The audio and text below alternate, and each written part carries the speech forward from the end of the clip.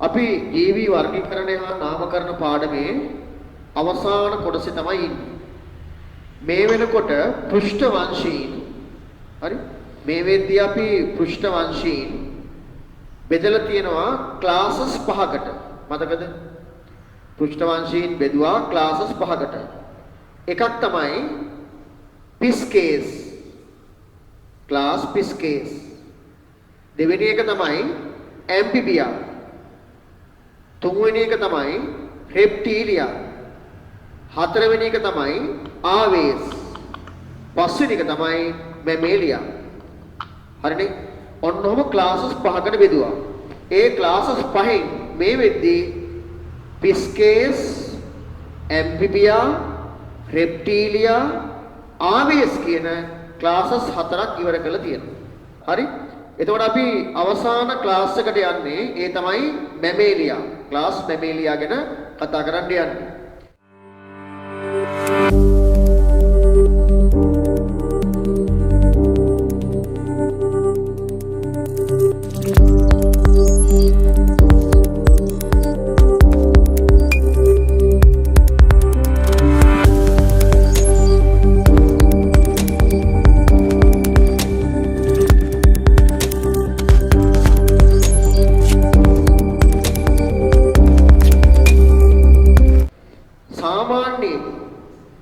මැමේලියා class එකට අයිති වෙන්නේ දැන් අපි කෙටියෙන් කියන්නේ ඔක ශිෂ්‍යතපදී කියන ශීරපායි.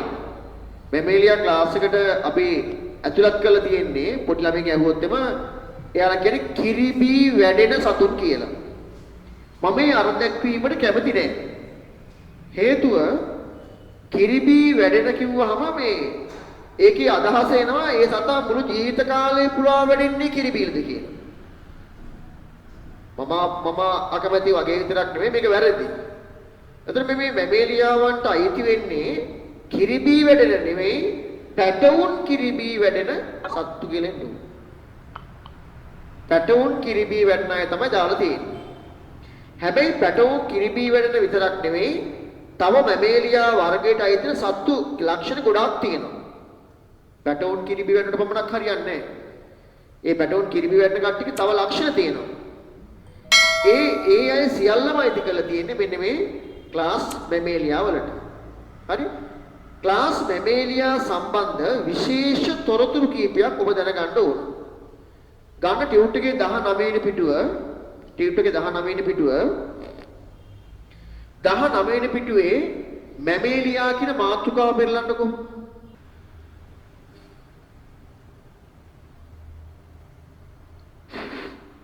හරි නේද? මැමේලියා වර්ගයට අයිති වන සත්තුන්ගේ විශේෂ ලක්ෂණ කීපයක් ඔය ටියුට් එකේ 19 වෙනි පිටුවේ දාලා තියෙනවා. විනාඩි 3ක් දෙන්නම් ඉක්මනින්ම පුරවන්න ඔය 19 වෙනි පිටුවේ තියෙන මැමේලියාව සම්බන්ධ තියෙන විශේෂ තොරතුරු අඩංගු ප්‍රශ්න 1 2 3 4 5 6ක් තියෙනවා. ඒ 6ට දන්න විදිහට උත්තර ලියන්නකෝ. ටිකක් සැකයි වගේ නම් පැන්සලකින් ලියන්න. මම බලන්නේ ඔබට කොච්චර මැමේලියාවන් ගැන තොරතුරු දන්නවද කියලා. ප්‍රශ්න 6ක් තියෙනවා. 6ට උත්තර ලියන්නකෝ.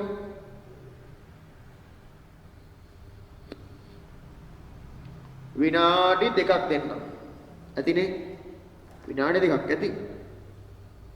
26යි විනාඩි 2ක් දෙන්නම්කෝ.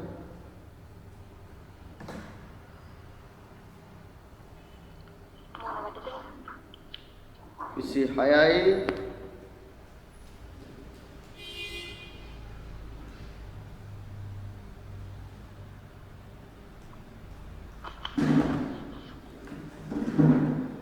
හරි රයිට් වෙලාව ඇති බලන්න.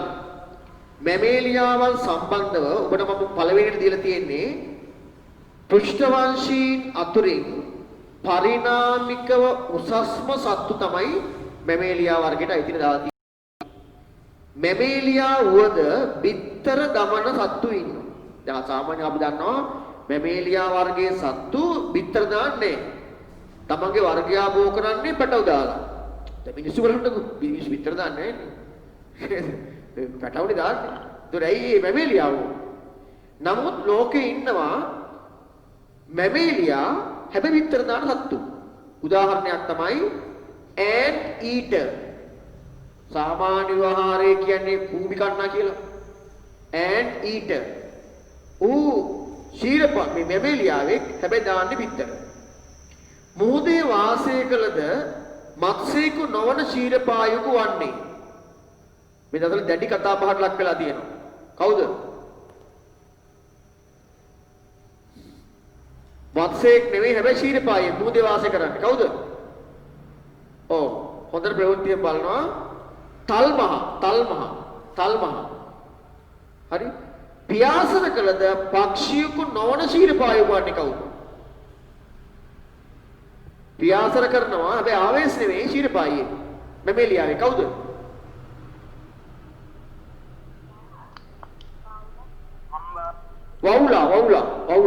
වවුලා නෝට සම්පූර්ණ කරන්න අතිශයින් විකසනයේ වූ මොලයක් සහිත ශීරපායේ සත්‍යය අතිශයින් විකසනයේ වෙච්ච මොලයක් තියෙනවා හැබැයි අබුද්ධිමත් වැඩ කරන්නේ කමක් නැහැ කවුද කියන්නකෝ ශීරපායියා අතිශයින් විකසනයේ වූ මොලයක් තියෙන ශීරපායේ සත්‍යය කවුද?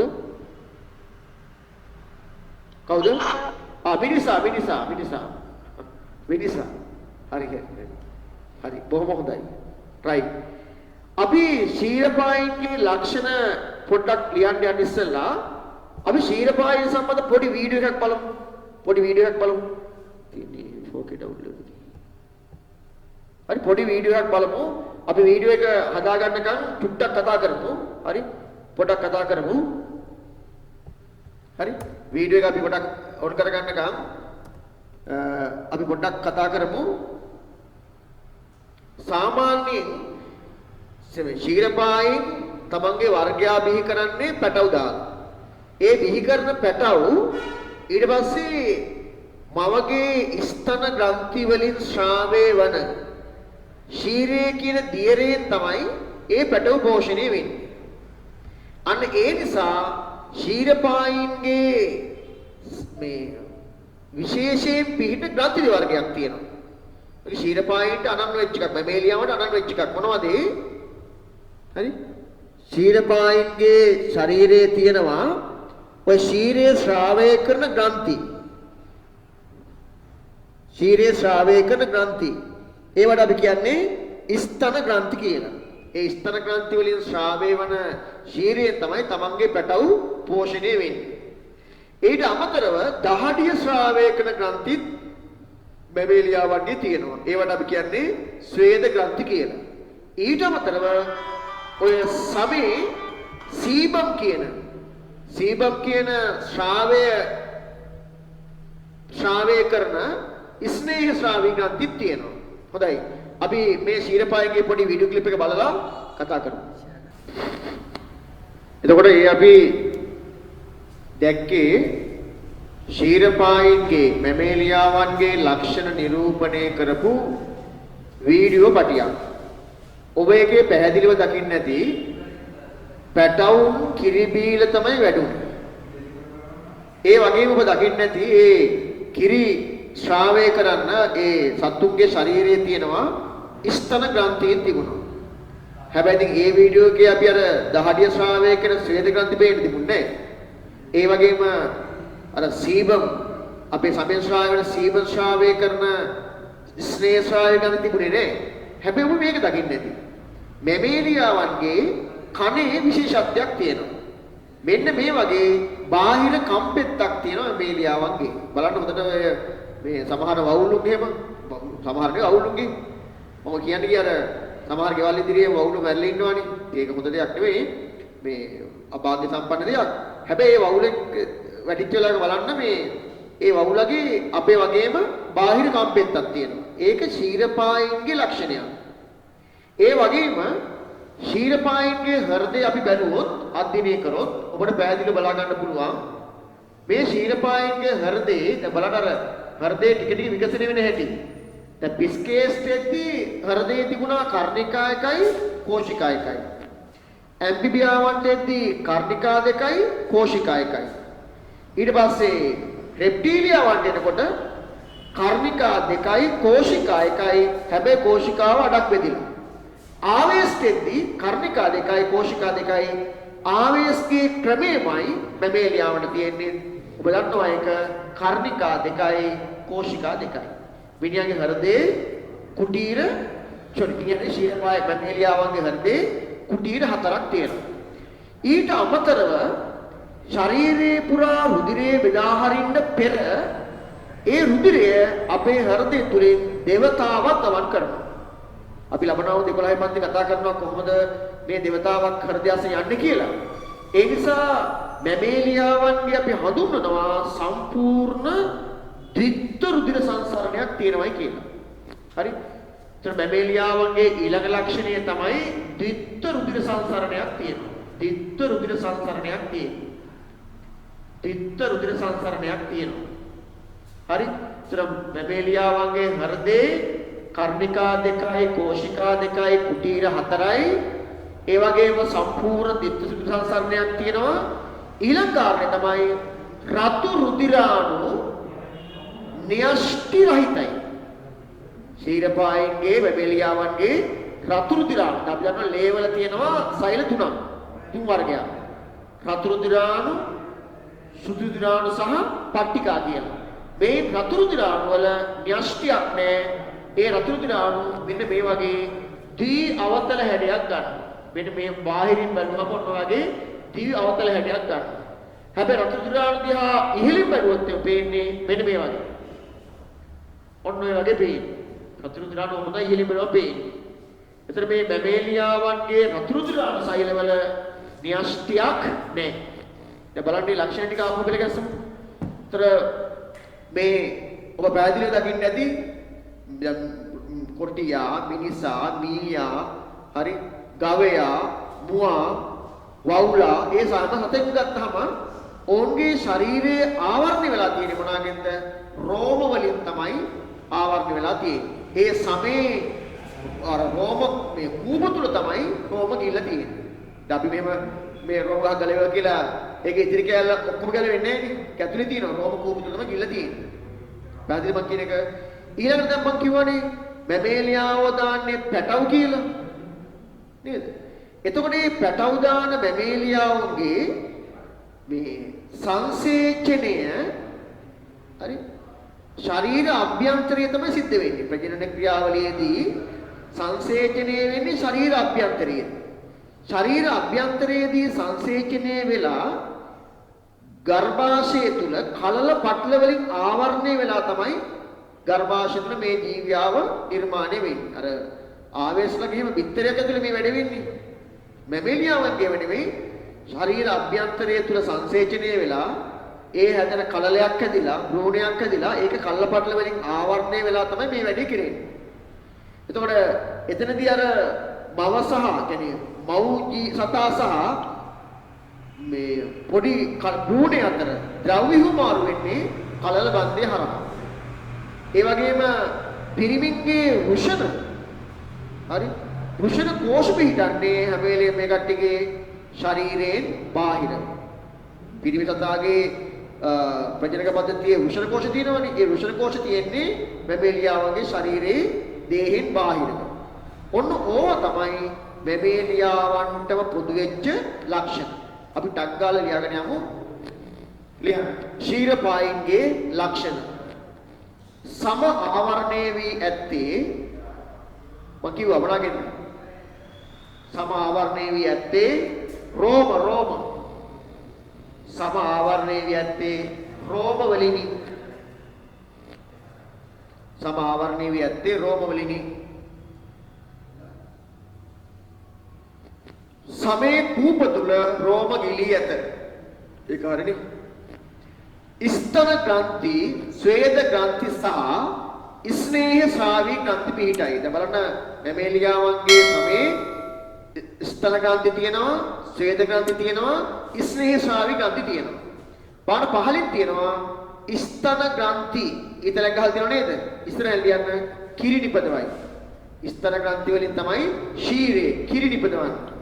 සමහර ළමයි අහනවා සමහර සත්තුන්ගේ කිරි කියන්නේ මේ කිරි පාට හින්දාද කියලා නෑ. සමහර සත්තුන්ගේ ස්තර ග්‍රන්ථි වලින් එන ඒ ශ්‍රාවය කිරි පාට නිකන් වතුර වගේ තරලයක්.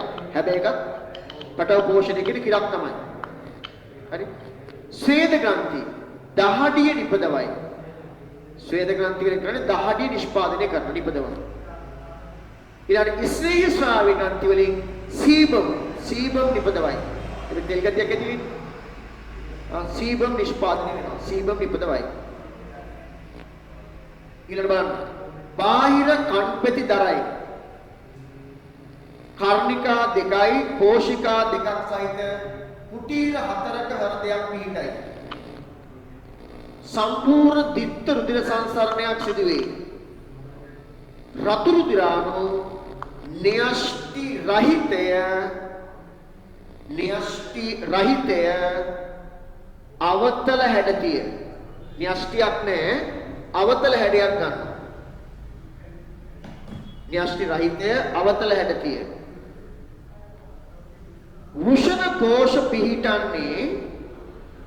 වෘෂණ කෝෂ පිහිටන්නේ දේහෙන් බැහැරවයි. වෘෂණ කෝෂ පිහිටන්නේ දේහෙන් බැහැරව. ශරීරයෙන් බැහැරව.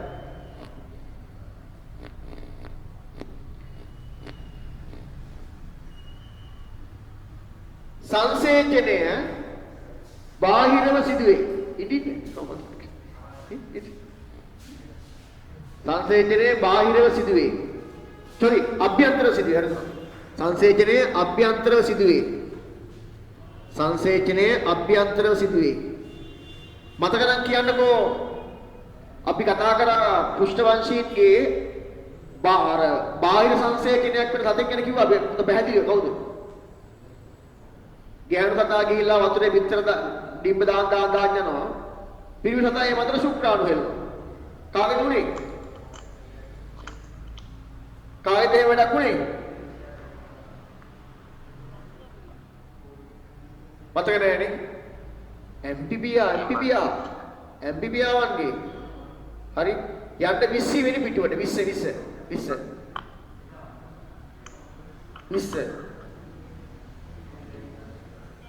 කලල පටල විකසනයේ වේ. හරිද? මම දැන් ඊළඟට ජීවයේ අඛණ්ඩතාවය පාඩම පටන් ගන්නවා. ඒක පටන් ගත්තාම කලල පටල කියන්නේ මොනවද? පෙකිනිවැල කියන්නේ මොකද්ද? කලල බන්දේ කියන්නේ මොකද්ද? ගර්භාෂය මොකද්ද? ඩිම්බකෝෂ මොනවද? ඔක සම්පූර්ණ වීඩියෝත් එක්ක පෙන්නනවා. හරි? උනේ ප්‍රශ්න 20 දෙයි. දැන් ලියන්න කලල පටල විකසනයේ වේ. කලල බන්දයක් සහිතයි. හරි? මව සහ භ්‍රූණයේ අතර ද්‍රව්‍ය හුමාරු වන අතුරු මුහුණත ඉන්ටර්ෆේස් එක තමයි කලල බන්දය. කලල බන්දයක් සහිතය. ඊට අචලතාපී. මොකද අචලතාපී කියන්නේ? පරිසරයේ උෂ්ණත්වය වෙනස් වුණාට ඒ අනුව දේහ උෂ්ණත්වය වෙනස් නොවි පාලනය කරගන්න පුළුවන් නම් අපි කියනවා අචලතාපීන් කියලා. දැන් අපිට අහුණා අචලතාපී කාණ්ඩ දෙකක්. මොනවද? අචලතාපී කාණ්ඩ දෙකක් හමුණා. කවුද? ආවේශ සහ කොයි නෑනේ කතා කරන්නේ. ආවේශ සහ මැමීලියා. ආවේශ සහ මැමීලියා. අර පෘෂ්ඨවංශයේ පිස්කේස්, ඇම්ෆිබියා, රෙප්ටීලියා උන් ඔක්කොම චලතාපී. එනවා ලියන්න. අචලතාපී. උදාහරණ මිනිසා, මීයා, උණහපුවා, වවුලා, තල්මසා, ඩොල්ෆින්, ගෝනා, ගවයා, ඔරංගුටන්. හරි? ඒ ඔක්කොම අයිති වෙන්නේ ශීරපායින්ට. හරි? ශීරපායින්ට. එහෙම තමයි කියනවා මැමේලියාන්ට. හරි? ශීරපායින් අතුරින් සුවිශේෂී ශීරපායි සත්වයා තමයි මැමේලියා සත්වයා තමයි මිනිසා. හරි? ඒ කියන්නේ අපි කියනවා මේ ශීරපායින් අතරින් තියෙන බුද්ධිමත්ම කියලා සලකන්නේ මිනිසානේ. ලෝකේ අබුද්ධිමත් වැඩ කරන නේද? ශීරපායින් අතරින් මිනිසාට තියෙන සුවිශේෂී හැකියාව මොනවාද? පුළුවන් කෙනෙක් කියන්නේ විශේෂ හැකියාවක් තියෙනවා අනිත් සත්තුන්ට නැති.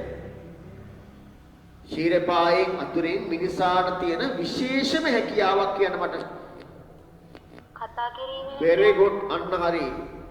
හරි මිනිසාට තියෙන සුවිශේෂීම හැකියාව තමයි කතන හැකියාව. කතා කිරීමේ හැකියාව. එතකොට තව එකක් තියෙනවා. මොකද්ද? තව හැකියාවක් තියෙනවා. දැන් ඔයාලා හිතන්න ගවයාට පුළුවන් ද අපි වගේ මෙහෙම හිටන් ඉන්න. හිතන්න ගවයා දැන් අපි වගේ හිටගත්තොත් මොකද වෙන්නේ? එහෙම කටි බඩක් ඇවිල්ලා ඉන පුළුවන් මෙහෙම ඉඳිනේ. මට රකපල් පෙන්නන්න බෑ මම ගවයෙක් නෙවෙයිනේ. හරි. ඔයා හිතීම අව ගන්නකො. නේද? හැබැයි අපිට පුළුවන් නේද මෙහෙම කෙලින් හිට ගන්න. මේකට අපි කියන්නේ ඍජු කාය විලාසයක් පැවතීම. කෙලින් හිට ගන්න පුළුවන්. ඍජු කාය විලාසයක් පැවතීම ලියන්න. ශීරපාය අතුරින් මිනිසා සතු සුවිශේෂී හැකියාව එකක් තමයි කතන හැකියාව. අනික තමයි ඍජු කාය විලාසයක් පැවතීම. ඍජු කාය විලාසයක් පැවතීම. හරි? right. අපි පාඩමේ දෙවෙනි කොටසට යමු. දෙවෙනි කොටසට යමු. ජීවී නාමකරණයේ කොටසට අපි සම්බන්ධ වෙමු. දැන් මේ විතරටම ඔව් ඔව් මයික් ඕෆ් කරන්න කියන්නකෝ. right. පුතා මයික් ඕෆ් කරන්න නැත්නම් දැන් 4-5 දෙනෙක් කතා කරොත් ළමයි 100ක ඉන්න ක්ලාස් එකක් වගේනේ. ඔව් 80 ගන්න පැනලා ඔව්. එතකොට 4 දෙනෙක් කතා කරොත් ශබ්දවල 4ක් එනවා. හරි ශබ්දවල 4ක් එනවා. එහෙනම් මයික් එක ඕෆ් කරලා තියන්න. ප්‍රශ්නයක් අහනකොට ඔන් කරගන්න. හරි? ප්‍රශ්නයක් අහද්දී ඔන් කරන්න.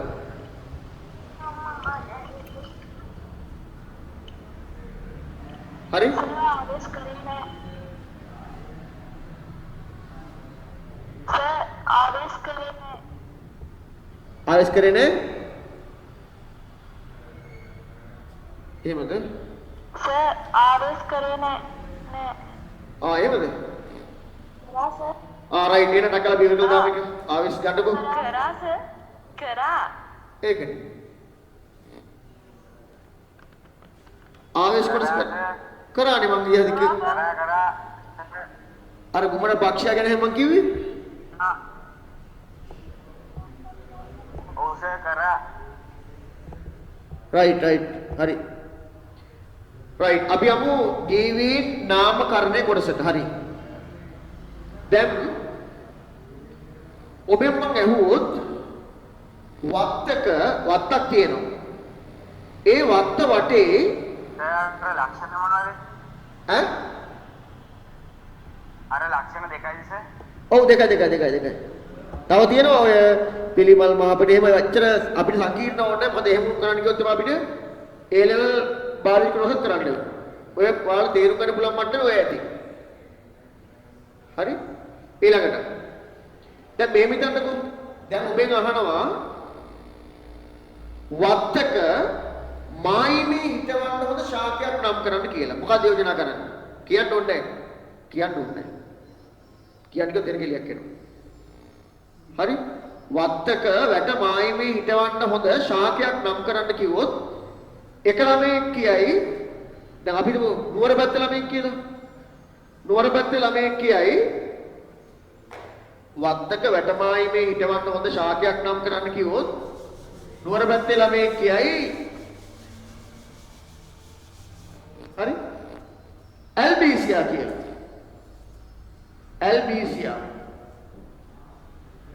ඇල්බීසියා හොඳයි කියලා.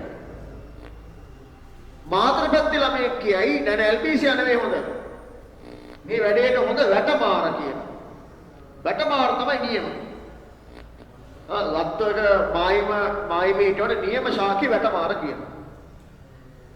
අපි යාපනයේ ඉන්න සහෝදරයෙක් කතා කරොත් කියයි ඔය එකක්වත් නෙවෙයි හොඳ. ඔය වැඩේට හොඳ මේක තමයි ලාඩප්පා කියලා. ලාඩප්පා. තව ඔය කුරුණෑගල ඔය පැත්තට ගියොත් තමයි කුලියාවිලි පැත්තට ගියොත් එම ඒ කෙනෙක් කියයි නෑ ඔය එකක්වත් නෙවෙයි හොඳ මකුලත තමයි නියම කියලා. මකුලත. මකුලත. දැන් ඔය මම කිව්වේ තමන්ගේ ඉඩම වෙන් කර ගන්න වැටවල් ගහනවානේ. ඒ වැටට හිටවන්න හොඳ ශාකයක් නම් කරන්න කිව්වම මම ශාක වර්ග 4ක නම් යෝජනා කරලා තියෙනවා. මොනවාද? ඇල්බීසියා, වැටමාර, ලාඩප්ප, මකුලත, තාබත ළමෙක්ගේ ග්ලිරිසීඩියා හොඳයි කියලා. කොහොම නම් යෝජනා කරනවා. ඊට පස්සේ මේ 4 දෙනාම ගෙනාම ශාක එක දෙනාට ගෙනල්ලා වඩා හොඳ ශාකේ හොයන්න ගියොත් එම අපිට පෙනේ මේ 4-5 දෙනාම කියලා තියෙන්නේ එකම ශාකයක්. ග්ලිරිසීඩියා ශාකේ තමයි මේ කියලා තියෙන්නේ. මේ ප්‍රශ්නේ අපිට ආවේ ඇයි? මේ ප්‍රශ්නේ මතුනේ ඇයි? මේ ප්‍රශ්නේ මතුනේ එකම ශාකය විවිධ ප්‍රදේශවල විවිධ නම් වලින් හැඳින්වීම නිසා නේද? ඉතින් මේ වගේ වෙලාවක ප්‍රශ්නයක් තමයි ඒක කිව්වයි කියලා දෙපැත්තක් නේ. ඒතර එකම ශාකය විවිධ නම් වලින් හඳුන්වලා තියෙනවා. නේ?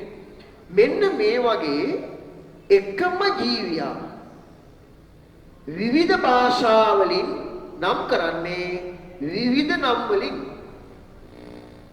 දැන් බලන්නකො එකම රටේ එකම භාෂාව කතා කරන අපි ඇල්බීසියා කියන ශාකේ නම් කරන්නේ විවිධ නම් වලින් විවිධ ප්‍රදේශවල. එතකොට විවිධ භාෂා කතා කරන අය එකම ජීවියා හඳුන්වන්නේ විවිධ නම් වලින්. තේරුණාද? මෙන්න මේ ප්‍රශ්නේ නිසා දැන් මෙහෙම වෙන්න පුළුවන්. එකම ජීවියා විවිධ නම් වලින් හඳුන්වනවා වගේම හරි විවිධ ජීවීන්ට එකම නම් දෙන අවස්ථාවක් තියෙනවා. මේක හරි ගැටලුවක් විද්‍යාවේදී. පැහැදිලිද? ඒ නිසා විද්‍යාඥයින්ට ඕන වුණා ජීවියෙකුට හරි නිශ්චිත නමක් විද්‍යානුකූලව දෙන්න. හරි විද්‍යානුකූලව නිශ්චිත නමක් දීවි උමනාවක් ඇති වුණා.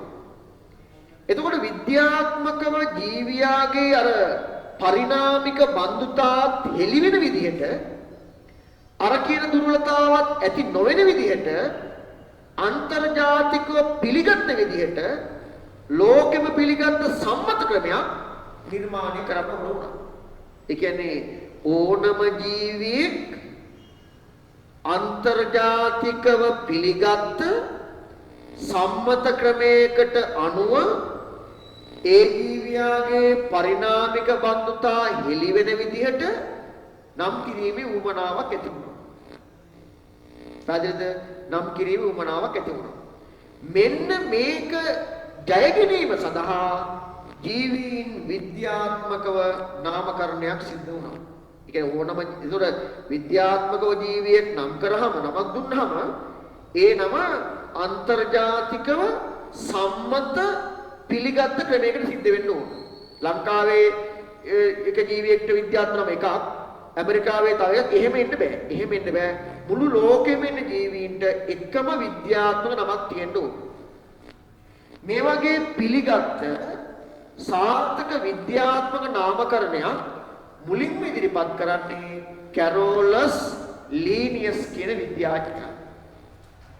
ඔබට මතක ඇති කැරෝලස් ලීනියස් පිට පෙරත් එතකොට සාර්ථක විද්‍යාත්මක නාමකරණයක් මුලින්ම ඉදිරිපත් කරන්නේ කැරෝලස් ලීනියස් කියන විද්‍යාඥයා තමයි ලෝකේ පළවෙනි වතාවට සාර්ථක විද්‍යාත්මක නාමකරණයක් බිහි කරන්නේ.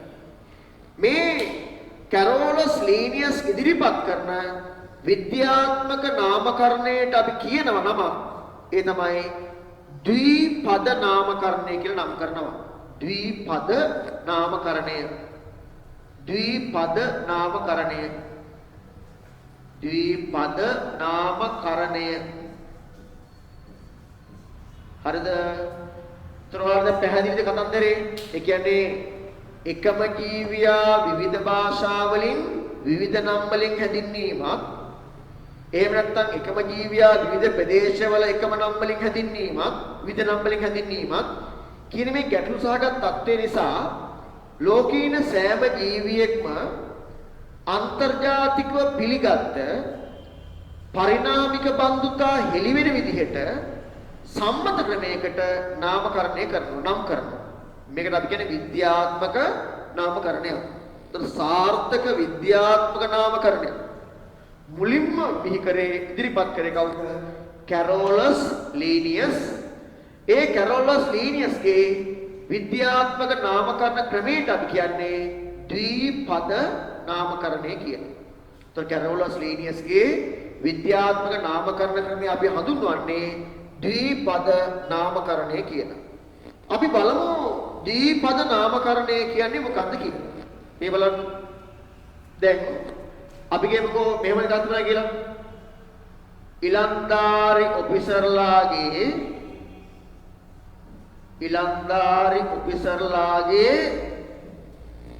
සිරිපාල කියන්නකෝ.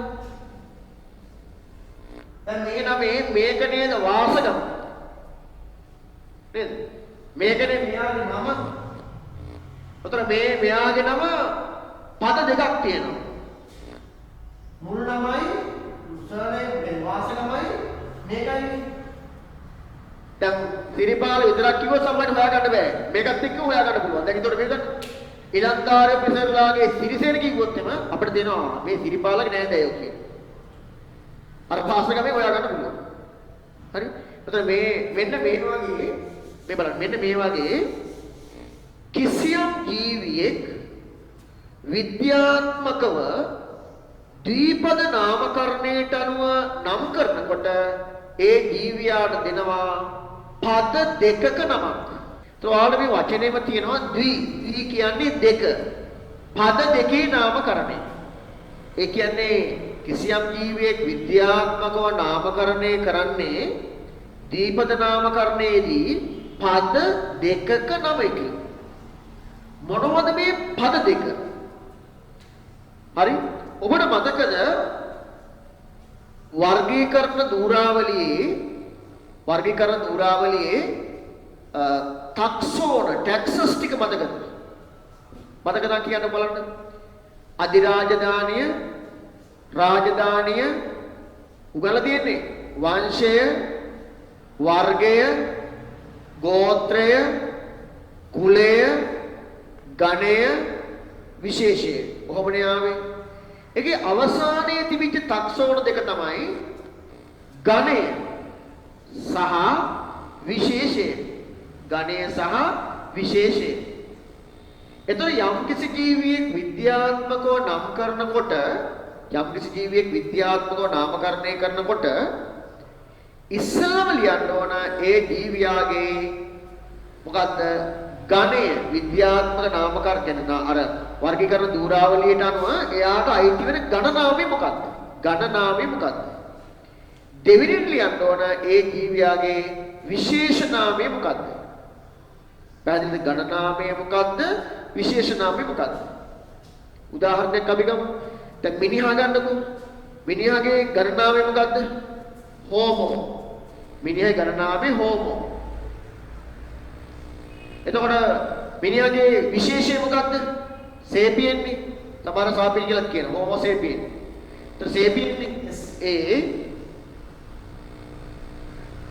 PIENS නේ. දැන් මෙන්න මිනිහාගේ විද්‍යාත්මක නම. මිනිහාගේ විද්‍යාත්මක නම. එතකොට මේ හෝමෝ කියන්නේ මොකද්ද? ඒ ජීවියාගේ මිනිහාගේ ගණනාමය. සේපියන් කියන්නේ මොකද්ද? මිනිහාගේ විශේෂ නාමය. එතකොට මිනිහා අපි හැඳින්වුවා පද දෙකක නමකින් විද්‍යාත්මක නාමකරණයේදී. මොනවද පද දෙක? ගණනාමය සහ විශේෂ නාමය කියන පද දෙකේ නමකින් මිනිහව නම් කරා. මෙන්න මේකට අපි කියනවා ද්විපද නාමකරණය කියලා. ඒ කියන්නේ ඕනම ජීවියෙක් විද්‍යාත්මකව නම් කරන්නේ මුලින්ම ගණනාමයක් දෙවනුව විශේෂ නාමයක් ලෙස පද දෙකක නමකින්. ඒ පද දෙකේ නමට අපි කියනවා ද්විපද නාමකරණය කියලා. මේක ඉදිරිපත් කරන්නේ කවුද? කැරෝලස් ලීනියස්. මේක මුළු ලෝකෙම පිළිගත්ත අන්තර්ජාතික සම්මත ක්‍රමයක්. අපිට ඕන විදිහට ලියන්න බෑ. එතකොට මේ විද්‍යාත්මක නාමකරණය කරද්දී ඒකට භාවිතා කරන සම්මතයන් තියෙනවා. ඒක මුළු ලෝකෙම පොදු සම්මත. පළවෙනිම සම්මතය තමයි දීපද නාමකරණයේදී ඒ ජීවියා නම් කරන්න ඕන පද දෙකක නමකින්. විද්‍යාත්මක නාමකරණයේදී දීපද නාමකරණයේදී ලෝකෙම පිළිගත් සම්මත සම්මතයක් තියෙනවා. ඒ සම්මතයන්ට අනුව තමයි ඒ විද්‍යාත්මක නම නම් කරන්න ඕන, ඒ විද්‍යාත්මක නම ලියන්න ඕන, ඒ ඔක්කොම කරන්න ඕන අන්තර්ජාතිකව පිළිගත් සම්මතයක් තියෙනවා. එක සම්මතයක් තමයි විද්‍යාත්මක නාමකරණයේදී ඒ ජීවියාගේ නම දාන්න ඕන පද දෙකක නමක් විදිහට. මොනවද මේ පද දෙක? මුලින්ම ලියන්න ඕන ගණනාමය, දෙවෙනිට ලියන්න ඕන විශේෂ නාමය. පැහැදිලිද? දෙවෙනි කාරණය ඕන දැන් විද්‍යාත්මක නම ලියන්නේ කොහොමද? මුලින්ම ගණනාමය, පස්සේ විශේෂ නාමයනේ. නේද? ගණනාමයේ පළවෙනි අකුර මෙන්න බලන්න. ගණනාමයේ පළවෙනි අකුර අනිවාර්යෙන් ඉංග්‍රීසි කැපිටල් අකුරක් වෙන්න ඕන. ඉතිරි අකුරු ටික සිම්පල් අකුරු වලින් දාන්න පුළුවන්. පැහැදිලි නේද? ඒතර විද්‍යාත්මක නාමකරණයේදී ගණනාමයේ පළවෙනි අකුර කැපිටල් අකුරු වලින් ඉංග්‍රීසි කැපිටල් අක්ෂර වලින් දාන්න ඕන. ඉතිරි ටික සිම්පල් අකුරු වලින් දාන්න පුළුවන්. විශේෂ නාමයේ සියලුම අකුරු මොනවා වෙන්න ඕනද? සිම්පල් අකුරු වෙන්න ඕන. හරි මෙයා වෙනස් වෙන්න බෑ. වෙනස් වෙන්න බෑ. ඒ වගේ ගණනාමයේ සහ විශේෂ නාමයේ ලිව්වේ අතින් අත් අකුරින් නම්. අර ඉස්සර තිබුණා මේ ටයිපින් ෂෝට් හැන්ඩ් එක මේ එරියට යතුරු ලියන්නේ නේ. හරි ඉස්සර තිබුණා යතුරු ලියන්නේ කියලා එකක් තුනේ. අර මේ තාමත් ඔය කච්චේරි ලියමන් දෙකක් තියෙනවා. දැන් කච්චේරි වලද මන්ද කච්චේරි නෙවෙයි. ඔය ලෝයස්ලා ගාව එහෙම තියෙන්නේ තාමත් තියෙනවනේ. කොහොම ගහන්න ඒක ගහන්න. ඒක මේ යතුරු ලියන්නේ කියලා තමයි කියන්නේ. යතුරු ලියන්නේ නේද? ඔව් යතුරු ලියන්නේ. ඒ යතුරු ලියන්නේ එහෙම විද්‍යාත්මක නමක් යතුරු ලියනෙන් හරි අපේ අත් අකුරෙන් හරි ලියනවා නම් අනිවාර්යයෙන්ම ඒ විද්‍යාත්මක නමට යටින් ඉරක් ගහන්න ඕන. නැත්තම් ඒත් වැරදි. ඒ සම්මතයන් ටික තියෙන්න ඕන. විද්‍යාත්මක නමක් හරි විද්‍යාත්මක නමක් අපි මුද්‍රණය කරනවා නම් ඒක ඇල අකුරින් මුද්‍රණය කරන්න ඕන. දැන් මට අත් අකුරින් ලියනකොට ඇල අකුරින් මුද්‍රණය කරන්න. අපි ඒකට කියන්නේ සාමාන්‍යයෙන් මෙහෙම ඉටලික් නේද? ඉටලික් නේද? අයිති කරන දන්නවා අර වර්ඩ් වල එහෙම අපි ටයිප් කරලා ඇල කරන්නේ ඉටලික්. ඇල අකුරින් මුද්‍රණය කරන්න ඕන. පැහැදිලිද? ඔන්න ඔය සම්මතයන් ටික දීපද නාමකරණයේදී භාවිතා කරන්න ඕන. එහෙම නැත්නම් ඒක ඒ සම්මතයන්ට විරුද්ධයි. ඒ විද්‍යාත්මක නම වැරදි. හරි? අපි ඉස්සර නෝට් එක ලියලා අභ්‍යාස කිහිපයක් කරලා බලමු. යන 20 වෙනි හරි 20 වෙනි පිටුව. එකම ජීවියෙකු විවිධ භාෂාවලින් නම් කරන්නේ විවිධ නම් වලිනි. එකම ජීවියෙක් විවිධ භාෂාවලින් නම් කරන්නේ විවිධ නම් වලින්. ඒක ඔප්පු කරලා පෙන්නනවා.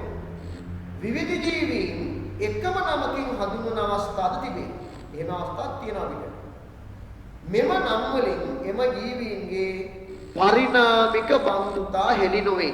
දැන් අපි කිව්වොත් තම එල්පීසියා වලට වැටමා කියලා ලාඩප්පා කියලා මකුලට කියලා ඒ නමෙන් මේ ජීවියාගේ පරිණාමික බන්ධුතා හෙළි වෙනවා. හැබැයි හෝමෝ සේපියන් කිව්ව හැටි මේ බලන්න හෝමෝ සේපියන් ගණනාමය විශේෂ නාමය මේ හෝමෝ ඉරෙක්ටස් හෝමෝ නියන්ඩර්තාලෙන්සිස් ඒ වගේ ඒ අතර තියෙන පරිණාමික බන්ධුතා හෙළිවීමක් වෙනවා. හැබැයි අපි සාමාන්‍යයෙන් පාවිච්චි කරන නමේදී පරිණාමික බන්ධුතා හෙළි වෙන්නේ නැහැ. අන්න ඒ වචනේ හයිලයිට් කරන්න. හයිලයිට් කරන යටිගිරි ගන්න. මෙම නම් වලින් මෙම ජීවීන්ගේ පරිණාමික බන්ධුතා හෙළි නොවේ. ඒතර ඔබෙන් අහුවොත් එම අපි සාමාන්‍ය ව්‍යවහාරයෙන් ජීවියෙක් නම් කරොත් ඒක විද්‍යාත්මකව තියෙන අවාසිය තමයි ඒ ජීවීන්ගේ පරිණාමික බන්ධුතා ඒ නමෙන් හෙළි වෙන්නේ නැහැ. මෙම දුර්වලතාවයන් නිසා ජීවීන් නම් කිරීමේදී අන්තර්ජාතිකව පිළිගත් සම්මත ක්‍රමයක් අවශ්‍ය බව පැහැදිලි වේ. ඒතර මෙන්න මේ ගැටලු සහගත තත්ත්වයෙන් හින්දා ඕනම ජීවියෙක් නම් කරන අන්තර්ජාතිකව පිළිගත් සම්මත ක්‍රමයක් අපිට ඕන. හරි? රයිට්. අන්න පාළි. සාර්ථකම විද්‍යාත්මක නාමකරණයක් අන්නේ පුතා ඉතින් නාමකරණයක් කියන තැනින් කපුටු පාදයක් දාලා ලියන්න මුලින්ම. ඒක කොහොමද එන්නේ? සාර්ථක විද්‍යාත්මක නාමකරණයක් අපිට බලන්න මුලින්ම ඉදිරිපත් කරන ලද්දේ ලියන්න. කැරෝලස් ලීනියස් විසිනි. ඉදිරිපත් කරන ලද්දේ කැරෝලස් ලීනියස් විසිනි.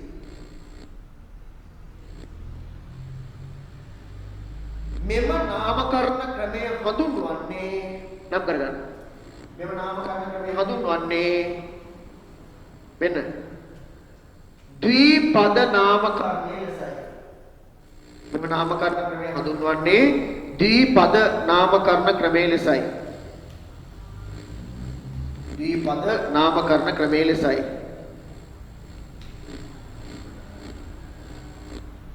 ද්විපද නාමකරණේ යනු ලියන්න. ඕනෑම ජීවියෙකු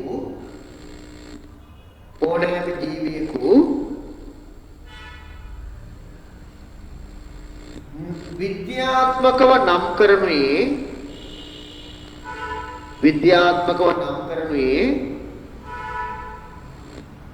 ඕනෑම ජීවියෙකු විද්‍යාත්මකව නම් කරනුයේ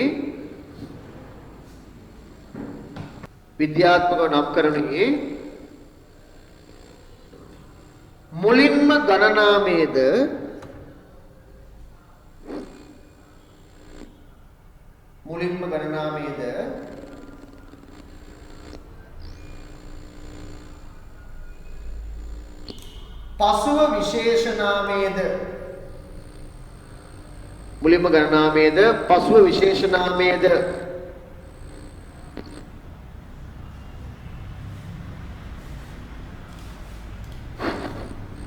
පසුව විශේෂනාමයේද ලෙස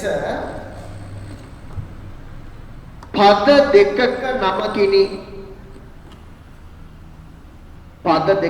නමකිනි මෙය ද්විපද නාමකරණ ක්‍රමයේ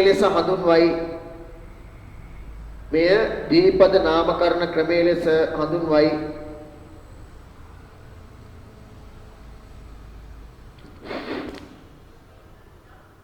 හරි right අපි ගමු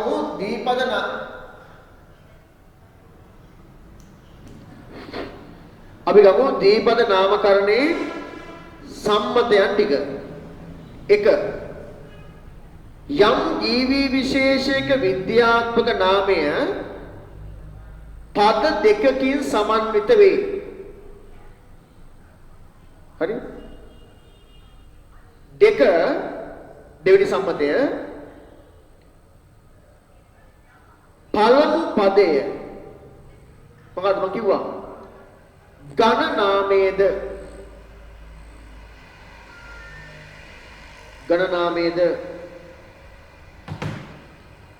දෙවන පදය පළමු පදයේ ගණනාමයේද දෙවන පදය විශේෂ නාමයේද ලෙස පද දෙකකින් දක්වයි.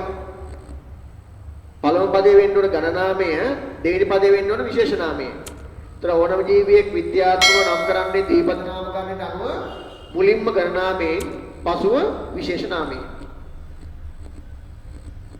4 මට කියන්න බැරුණා.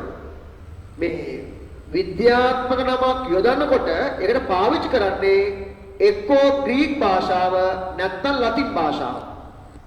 මේ අපේ ඉංග්‍රීසි සිංහල ඒවා පාවිච්චි කරන්නේ නැහැ. හරි එක්කෝ අපි ලියන්නේ ලතින් භාෂාවෙන් එක්කෝ ලියන්නේ ග්‍රීක භාෂාවෙන්. තේරුණාද? උදාහරණ බලන්නකෝ. Homo sapien. හරි? ඒක අපිට මේ නම් කරලා තියෙන්නේ ග්‍රීක භාෂාවෙන්. හරි? එතන ඕන විද්‍යාත්මකවක් නම් දාන්නේ මොන භාෂාවෙන්ද? ග්‍රීක හෝ ලතින් භාෂාවෙන්. ලියන්න 3. ජීව විද්‍යාත්මක නම යොදනුයේ ග්‍රීක හෝ ලතින් භාෂාවෙනි. එක්කෝ ග්‍රීක භාෂාවෙන් නැත්නම් ලතින් භාෂාවෙන්. එතකොට නම ලියන්නේ මොන භාෂාවේ අකුරු වලින්ද? ඒකත් සම්මතයක්. ත්‍රිවිද්‍යාත්මක නමක් ලියන්නේ මොන භාෂාවෙන්ද? ඉංග්‍රීසි භාෂාවෙන්. ඉංග්‍රීසි භාෂාවේ අකුරු වලින්. ඊළඟ ජීව විද්‍යාත්මක නාමයක් ලියන්නේ ඉංග්‍රීසි අක්ෂර වලින්. අර නම දාන්නේ ග්‍රීක ලතින් වලින් වුණාට නම ලියන්නේ ඉංග්‍රීසි අක්ෂර වලින්. ඉංග්‍රීසි අක්ෂර වලින්. හරි?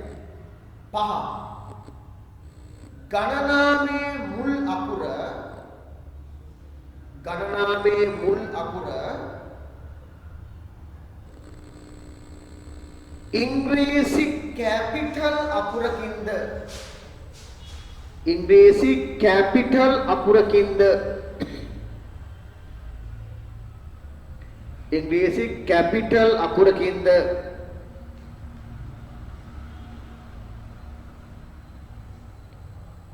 ඉතිරි අකුරු සිම්පල් අකුරු වලින්ද? તો ගණනාමේ පළවෙනි අකුර කැපිටල් අකුරකින්, ඉතිරි අකුරු සිම්පල් අකුරු වලින්ද ලියා දක්වයි. සිම්පල් අකුරු වලින්ද ලියා දක්වයි. හරිනේ? ඉතින් ගණනාමේ පළවෙනි අකුර කැපිටල් අකුරු, ඉතිරි ඒවා සිම්පල්. විශේෂ නාමයේ සියලුම අකුරු මොනවාද? සිම්පල් අකුරු වලින් ලියන්න ඕන. ලියන්න 6 වෙනි එක. විශේෂ නාමයේ සියලු අකුරු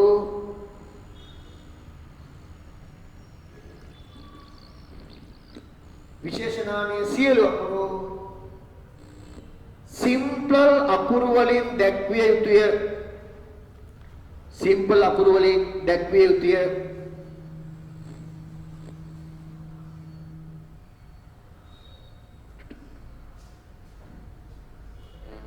සිම්පල් අකුරු වලින් දැක්විය යුතුය.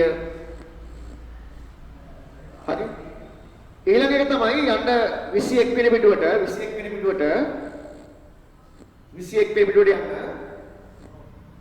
වෙනි කාරණය. විද්‍යාත්මක නාමය අත් අකුරින් ලියූ විට හෝ යතුරු ලියනයෙන් සටහන් කරන විට ලියන්න. විද්‍යාත්මක නාමයට යටින් ඉරක් ගැසිය යුතුය.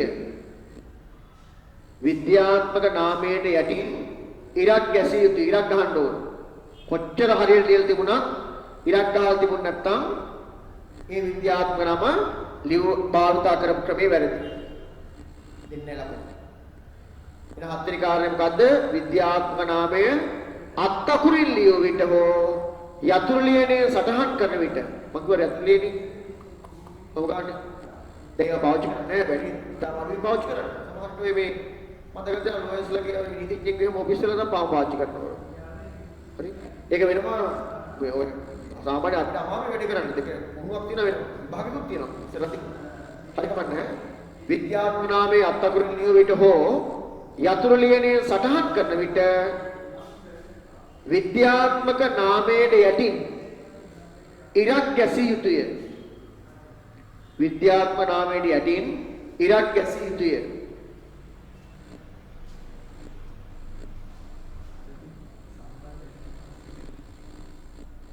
යටින් ඉරක් ගැසිය යුතුය.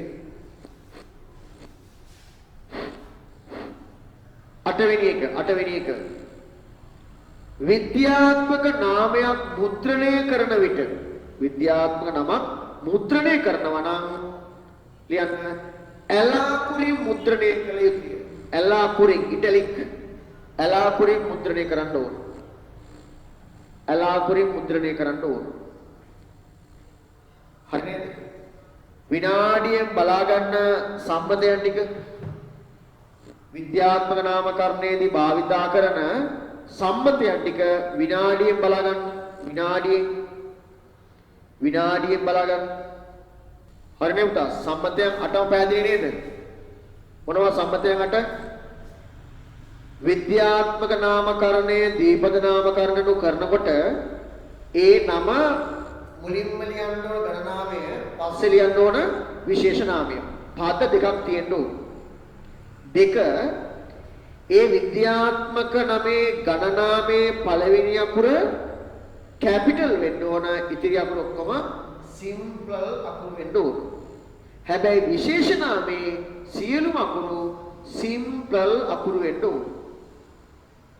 ඒ වගේම විද්‍යාත්මක නම යොදන්න ඕන ග්‍රීක හෝ ලතින් භාෂාවෙන්. හැබැයි නම ලියන්නේ ඉංග්‍රීසි භාෂාවෙන්. අපි අත්තකුරෙන් හරි යතුරු ලියනෙන් හරි සටහන් කරනවා නම් විද්‍යාත්මක නමක් යටින් ඉරක් ගහන්න ඕන. මුද්‍රණය කරනවා නම් ඇලාකුරෙන් මුද්‍රණය කරන්න ඕන. හරි?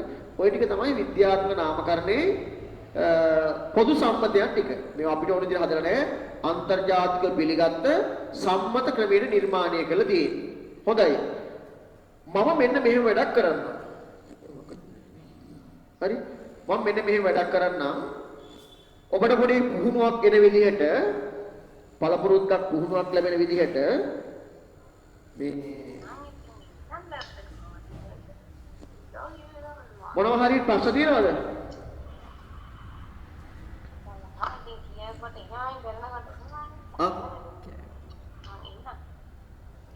මයික් එක ඔයාලා ඔන් කරන්න එපා. ඔයාලට ඔන් මොනවා ප්‍රශ්නයක් තියෙනවා ඔන් කරලා අහන්න. රයිට් අහන්නකෝ. මොනවා හරි ප්‍රශ්නයක් තියෙනවා මයික් එක ඔන් කරලා අහන්න.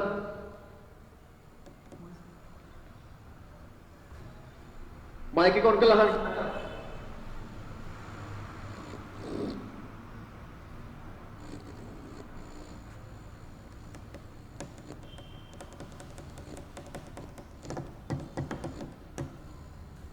හරි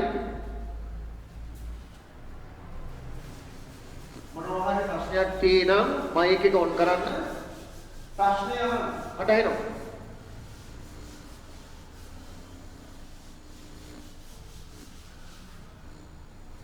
මොකක්වත් ප්‍රශ්නයක්? හොඳයි. මම මෙන්න මෙහෙම වැඩක් කරන්න යන්නේ. මම සත්තු කීප දෙනෙක්ගේ විද්‍යාත්මක නම දෙනවා. හරි? ඒ නම ලියන විදිහ මම ඉංග්‍රීසි කැපිටල් අකුරින් ලියනවා. ඔබ ඒ විද්‍යාත්මක නම ඔය ටියුට් එකේ ඒ නමට ඉස්සරහින් විද්‍යාත්මක ක්‍රමයට ලියන්න ඕන. අපි එකින් එක කරලා බලමු. පළවෙනි එක ගන්නකො මිනිසා. මිනිසා මම ඒ මිනිසාගේ විද්‍යාත්මක නම හෝමෝ සේපියන් නේ. මම හෝමෝ සේපියන්ස් කියන එක මේ ලියන අකුරු ටික දෙනවා ඔයාලට. ඔබ විද්‍යාත්මකව සටහන් කරන්න ඕනේ. පටලවා ගන්න එපා. හරි මම මේ කියන්නේ මොකක්ද දරුවනේ? මම මේ ඔය මිනිහගේ වලි කුකුලගේ නාගහේ නිල්මානෙල් වල ආසියානු අලියගේ අඩු ගානේ ළමයෙක් වුණාම අඩු ගානේ ඔය ටිකවත් දැනගන්න ඕනේ. තමන්ගේ විද්‍යාත්මක නම දැනගත්තද වැඩක් නෑනේ. තමන්ගේ රටේ ජාතික පුෂ්පයේ විද්‍යාත්මක නම දැනගත්තද වැඩක් නෑනේ. තමන්ගේ රටේ ජාතික පක්ෂියාගේ විද්‍යාත්මක නම දැනගත්තද වැඩක් නෑනේ. නේද? ජාතික පුෂ්පයේ විද්‍යාත්මක නම දැනගත්තද වැඩක් නෑනේ. ආසියානු අලියත් ඉතින් හරි වටිනවනේ. අලි වදේ කියන එකේ නේද? ඒද අලියා ගැනත් පොඩ්ඩක් ඔය ටික මතක තියාගන්න ටිකක් ඉස්සරහා. හරි? මෙන්න මේ නම් ටිකේ විද්‍යාත්මක නම් ලියන්න යන්නේ. මම ලියනවා ඒ නම ඉංග්‍රීසි කැපිටල් අකුරින් ලියනවා. ඔබ ඒ කැපිටල් අකුරු දිහා බලාගෙන ඔය ටියුට් එකේ ඒ සතාට ඉදිරියෙන් ඒ සතාගේ විද්‍යාත්මක නම ලියන්න. ඔබට නිකන් සැකයක් වගේ තියෙනවා මේක හරිද නැද්ද කියලා පැන්සලෙන් කරන්නකෝ. පස්සේ පැන්සලෙන් පෑනින් හදාගන්න. හරි. මිනිසා මෙන්න මිනිසා කියන වචනේ ලියන්න අවශ්‍ය ඉංග්‍රීසි අකුරු ටික. පුතේ මේක එහෙම නෙවෙයි විද්‍යාත්මක නම. මම උදව්වක් කරන්නේ. ඉංග්‍රීසි භාෂාවෙන් ඒ විද්‍යාවේ විද්‍යාත්මක නමට ඕන අකුරු ටික ඔබ ලියන්නේ. ඔබ විද්‍යාත්මක නම ලියන්න ඕන.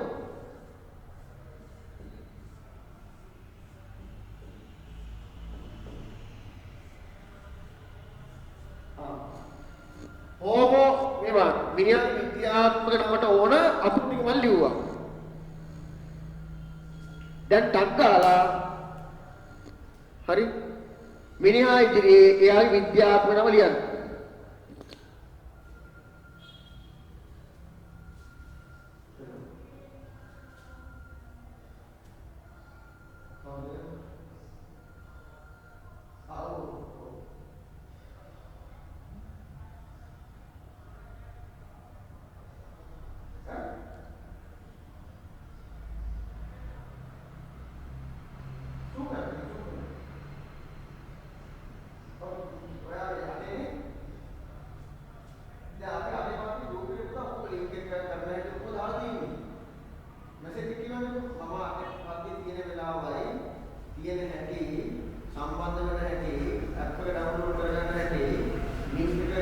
ඒ කොහොමද ආලා තියෙන්නේ? ඒ අනුව සමාන නගරයි. හරි? සර් මේ තව විනාඩි 9යි තියෙන්නේ. අපේ මුදුකාංගේ විසන්ධියට තව විනාඩි 9ක් තියෙනවා. ඊට පස්සේ අපි සම්බන්ධ වෙනවා ආපහු. හරි? මම මේ ලියලා තියෙන්නේ මිනිහාගේ විද්‍යාත්මක නමට අදාළ ඉංග්‍රීසි අකුරු ටික. මේක නෙමෙයි විද්‍යාත්මක නම ඈ. ඔබට මිනිහාගේ විද්‍යාත්මක නම ලියන්න. මිනිසා කියලා ලියලා තියෙන්නේ ටියුට් එකේ විද්‍යාත්මක නම ලියන්න. ලිව්වද? බාට අර්ථ කියලා. මේ හෝමෝ කියන්නේ ගණනාවේනේ. එහෙනම් ගණනාවේ පළවෙනි අකුර කැපිටල් වෙන්න ඕන. හෝ ඉතිරි අකුරු සිම්පල් ලෙටර්ස් වෙනවා. එහෙනම් හෝමෝ. හෝමෝ. සේපියන්. එතකොට සේපියන්ස් කියන්නේ විශේෂනාමය. විශේෂනාමයේ සියලු අකුරු මොනවාද? සිම්පල් අකුරු වෙන්න ඕන. එහෙනම් S A P P I E N S sapiens. ඔයාලට මේව ලියපුවායි හරි දැමම මේව ලියලා තිබුණා නම් කවුරු හරි වැරදි ලකුණු හම්බෙන්නේ නැහැ. ඇයි ඒ? යටින් ඉරක් ගහලා තියෙන්න. එළියට ලියලා නැහැ.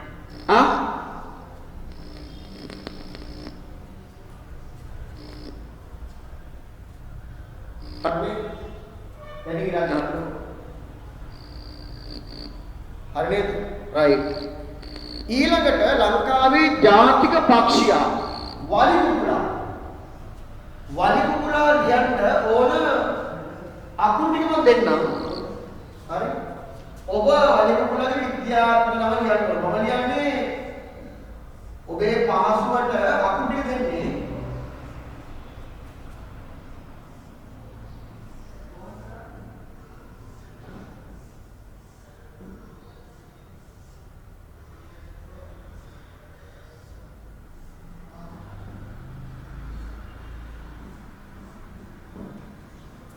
වලිකුල්ල විද්‍යාත්මක කියන්නේ ගැල්ලුස් ලැෆායෙට්ටි. Y A T T ගැල්ලුස් ලැෆායෙට්ටි. වලිකුල්ල. දැන් ඔබ වලිකුල්ලගේ විද්‍යාත්මක නම ලියන්න ඕන.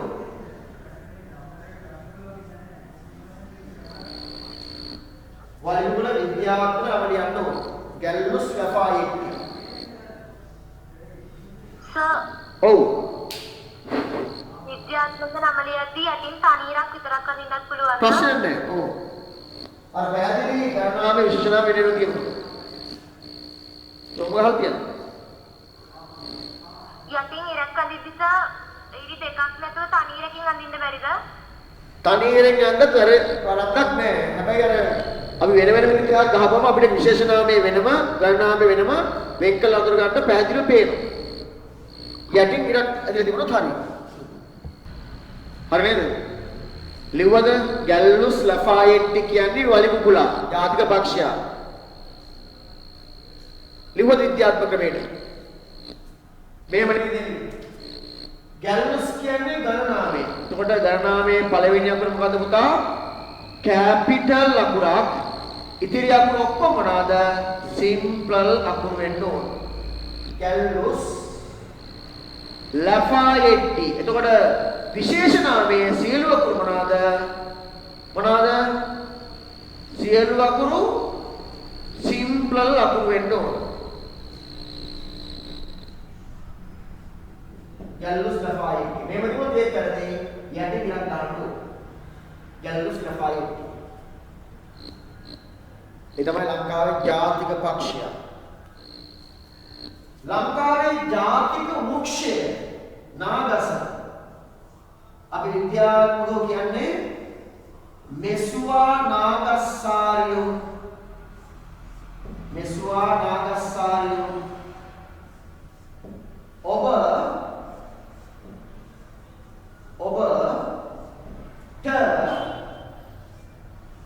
අවශ්‍ය ඉංග්‍රීසි අකුරු ටික මම මෙතන දාලා තියෙනවා.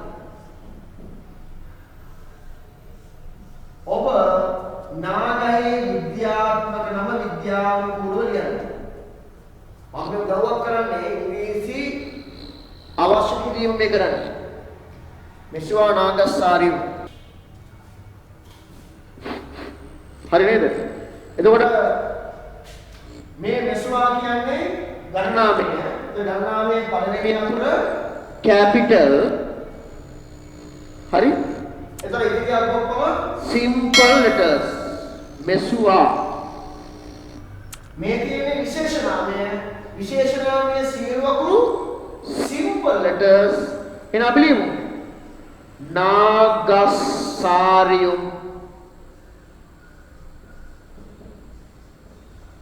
හරි?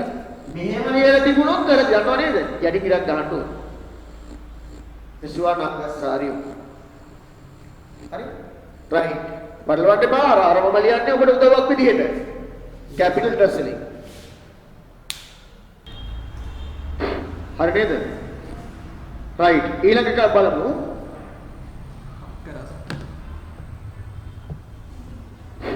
හරි අපි ඊළඟට බලමු නිල්මානිල්. නිල්මානිල් කියන්නේ ලංකාවේ ජාතික පුෂ්පය. එතකොට නිල්මානිල් අපි කියන්නේ මෙහෙමනේ. මම මේ උදව්වක් කරන්නේ බක්ව ගන්න එපා. මම ලියන්නේ විද්‍යාත්මක නම නෙමෙයි. හරි මම ලියන්නේ නිල්මානිල් වලට ලියන්න විද්‍යාත්මක නමට අදාළ අකුරු ටික මේ ලියන්නේ. නිල්මානිල් වලට අපි විද්‍යාත්මක කියන්නේ නිම්පයා ස්ටෙලාටා.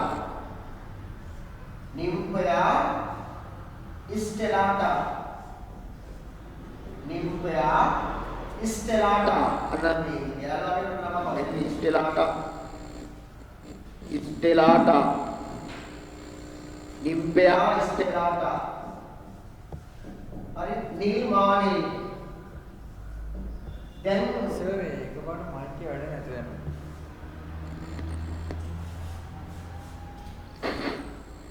හරි නිම්පයා ස්ටෙලාටා නිල්මානිල්. මානිල් නේ නිල්මානිල් නේ මානිල්. හරි දැන් ලියන්න බලන්න. නිම්පයා NYMPHAEA නිම්පයා ස්ටෙලාටා STELLA මොකද STELLA ස්ටෙලාටා නිම්පයා ස්ටෙලාටා. මේක දැන් විද්‍යාත්මකව ලියන්න ඉක්ම කරන්න. හරි නිම්පයා ස්ටෙලාටා නිල්මානිල්. කොහොමද අපි ලියන්නේ? නිම්පයා ස්ටෙලාටා. හරි විද්‍යාත්මකව නම් කරන්න. හරි එතකොට කොහොමද එන්නේ? නිම්පයා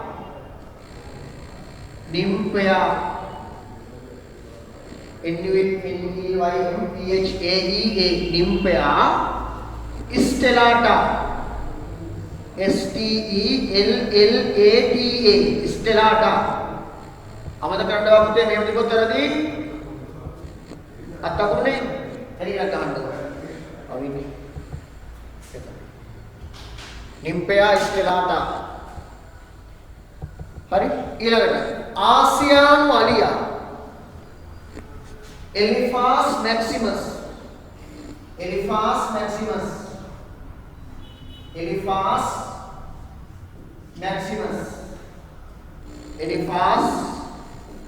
මැක්සිමස්. ආසියානු අලියා.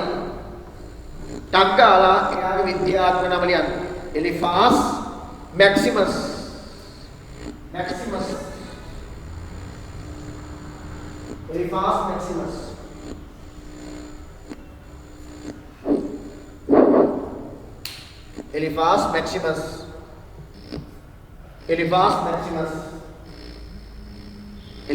මැක්සිමස්. පුතා ඉක්ම කරන්න අපිට තව විනාඩි 10ක් වගේ තියෙන්නේ. 10ක් ඕ හරියටම 10යි. හරි. ඒ අතරේ අපි අද අවසාන කොටසේදී විනාඩි 5ක් මම ඔබට වැය කරනවා විශේෂ කාර්යයක් සඳහා. තව විනාඩි 5කින් ඔබ මේ වෙනකොට අපි කොවිඩ් වසංගතයෙන් හින්දා ගෙදරට වෙලා ඔය ඔන්ලයින් සම්බන්ධ වෙලා එහෙම යනවා නේද? මේ වැඩ අපි ක්‍රමානුකූලව ඉදිරියට ගෙනියන්න ඕන. ඇත්තට මේ වෙලාවේ ඔබට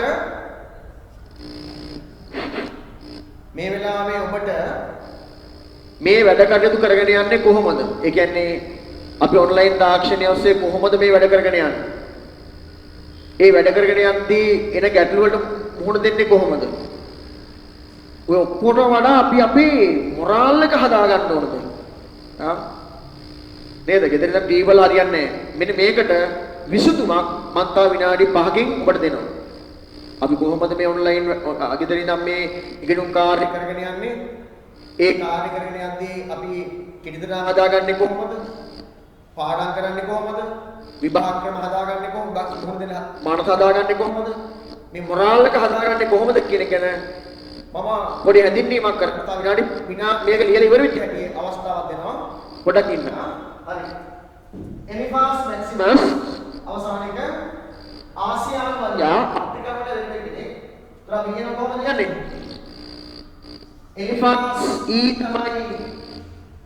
එලිෆාස් තමයි ගණනාමය. එලිෆාස් මැක්සිමස් යටිකරක් කියනවා. right. ඔන්න එතකොට ජීවීන්ගේ වර්ගීකරණය හා නාමකරණය අවසන් වෙනවා. හරි? ජීවීන්ගේ වර්ගීකරණය හා නාමකරණය අවසන් වෙනවා. right. අහගන්න.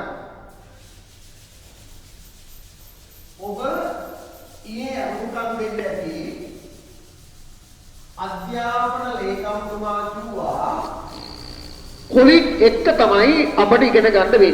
අපි කොවිඩ් එක තමයි මේ ගමන යන්න වෙන්නේ. මේ කොවිඩ් එක යන ගමනේදී අපි ඔබ ළඟින් නැහැ. ළඟින් ඉන්නවා වගේ දැනේ. හැබැයි ඔබ ළඟින් නැහැ. ඔබ ළඟින් නැහැ. හැබැයි අපි ළඟ පෙන්නනවා.